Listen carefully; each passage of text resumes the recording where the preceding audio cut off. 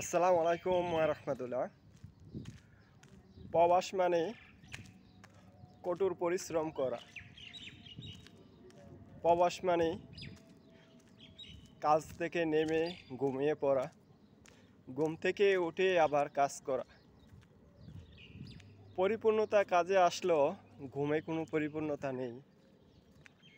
কাজে পরিপূর্ণতা আসলেও টাকার কোনো পরিপূর্ণতা নেই। এর নামই হলো প্রবাস। প্রবাস মানেই কষ্ট।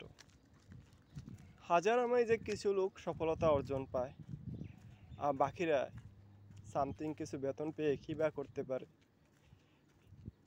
ঋণ পরিশোধ করতে করতে কেটে যায় 3-4 বছর। তারপর নিজের আশা আকাঙ্ক্ষা যেটা নিয়ে বাড়ি ছাড়া হয়েছে সেগুলো স্বপ্ন পূরণ করতে করতে অর্ধেক জীবন শেষ হয়ে যায়। আসলে কাজ করতে করতে ক্লান্ত হয়ে গেল, কিন্তু পরিশ্রম শেষে ক্লান্ত শেষে একটু টাকার জন্য এত পরিশ্রম করি, সেই টাকার দেখা পাওয়া যায় না।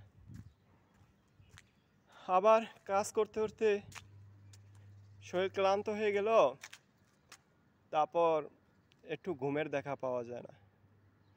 ঘুমটা যেন চিরজীবনের জন্য থেকে যায়। এ হলো প্রবাসের জীবন।